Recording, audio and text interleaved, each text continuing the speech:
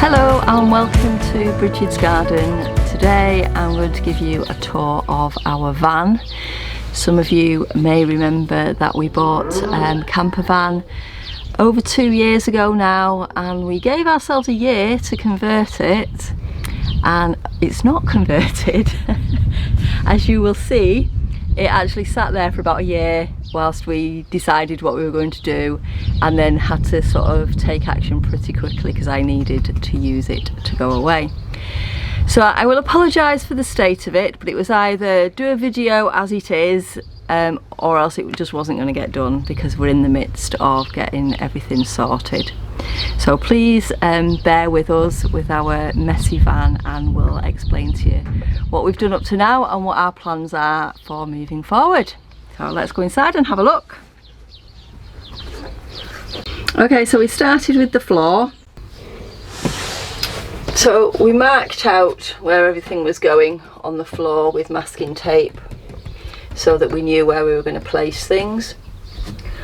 There's going to be a shower room and toilet on that side, and then the kitchen is going to be on that side. And there's some pictures that I will put up to show you how that was built. We put some insulation down, some battening, and then we've got a floating floor which is made of 9mm plywood, which probably could have done with a 12mm, but 9mm is working out okay. And we've insulated, if you want to have a look at the walls and the roof where we can still see it. It's a bit of soundproofing, and we decided to go with that because it just seemed the easiest option at the time. Okay, and then as you can see, we started building the bed. This is, please, obviously it is in use even though it's not finished. So for the bed I just made a basic frame with legs and sides, and then I built a separate base, and that just sits on top of here so that we can lift it off if we need to get in, although there'll be access from this side as well. And I am planning to put in a shelf here, which is what this is for.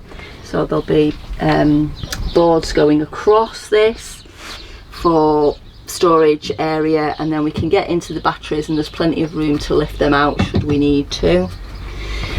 There's a little bit of wasted space in there, and we could maybe have configured that a bit better, but that's just how it ended up being done at the time.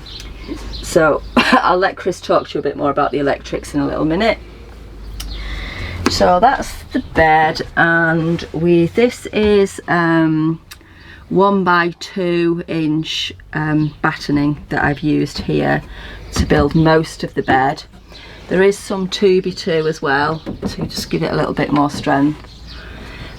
Some of it is screwed right into the wall of the van, but not all of it, because obviously you can't. The back of the bed is fixed. So at the moment we are using slats to go across the gap here, but we may or may not use a solid piece that we're going to use for a table. We're still debating that. So for the walls, as you can see, we put some battening. This is 2x1 battening again, and some of it was reclaimed and some of it we bought. And we just put battening and then used 3mm ply boards for the walls and just screwed them to the battening. Again, that ply could probably have done with being a little bit thicker. We should have maybe gone for 4mm or maybe even 6mm, but it works. So that's how we did that. And then some people seem to not do the battening and just screw straight to the walls, but anyway, we decided to do that. And then the ceiling, similar, we put battening on the ribs in the ceiling.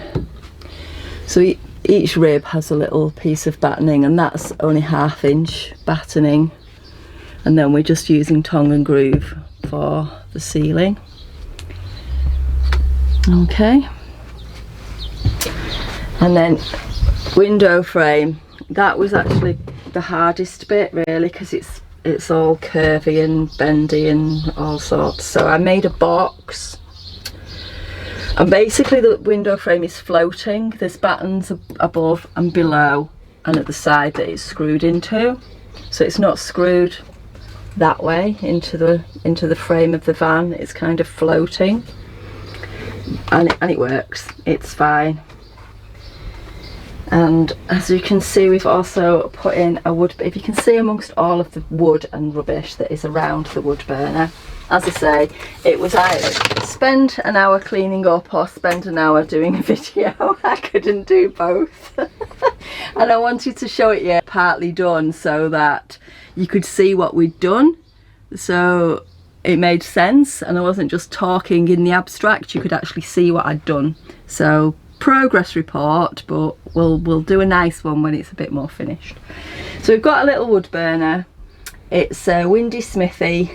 I think it's the Louis model, and is probably a little bit big because it does get very, very hot, but it's fine, it works.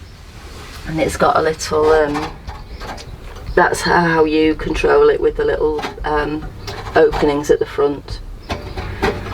And you can obviously cook on it and have a cup of tea on it, and it comes with a little shovel and glove and everything that you need. And we've got a little fan as well, which does help to distribute the heat across the whole van, and temperature gauge to make sure it's not too hot and not too cool. And I found that if I keep it at the low end of optimum, it's okay. If I let it get sort of up into that, it's a bit too hot for me. The base we made of just flooring tiles from B&Q, and we put it on a base of ply and just edged it and grouted it. It's bolted through the chassis underneath, which was a bit of a faff, trying to avoid all of the joists and what have you under the van, and we did go a bit wrong and had to move it, but it's in now and it worked. And cutting the hole in the ceiling was a bit of a faff as well. We broke several blades of the jigsaw, but I've since discovered that what we should have done is take the base plate off. But we live and learn, don't we? And this is just like a heat shield. So this is just steel that we got from a local fabricators, and they cut it for us, and it was only about a £5. We did intend to paint it, but we've decided we actually like the industrial look, so we are leaving it as it is at the moment. May change at some point in the future. And because the stove is here, I didn't want curtains, so I've just got a blind here, and that was made to measure, and it wasn't expensive. It was, I don't know, 20-30 quid, something like that. And you have to put it up when you're driving, otherwise it rattles like, and just is extremely irritating. But if you put it up, it's fine. Okay, I think that's as far as we're up to with regards the actual build at the moment. So I'll let Chris take over from here and tell you about the electrics.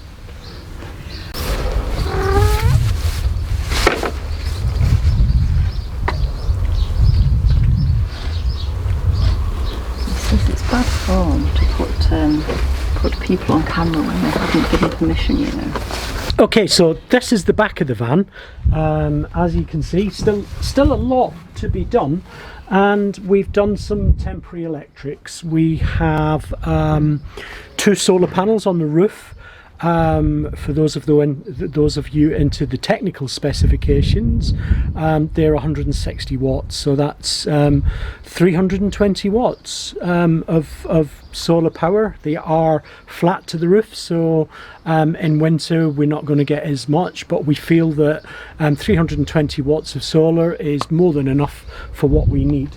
If you can see past our little unit, we've got 2 batteries, they're both 120 amps each, so that's a total of 240 amps.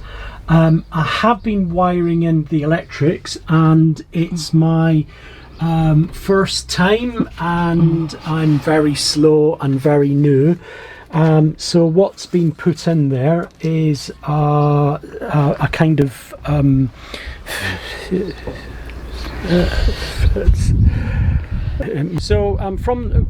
the main starter battery, we've put in a split charger which will drive the batteries as we drive.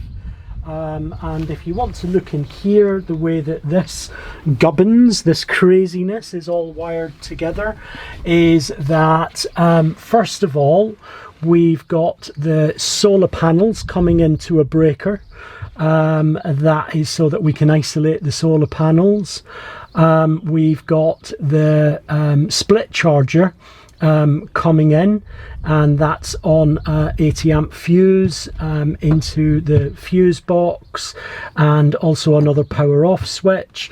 And the solar panels then go into the charge controller and then out through the distribution box, which is going to be waiting for items such as fridge, more lighting, and power units and plugs, and also from the batteries we will have an inverter to run 240 volt items. So it's still very much in its infancy.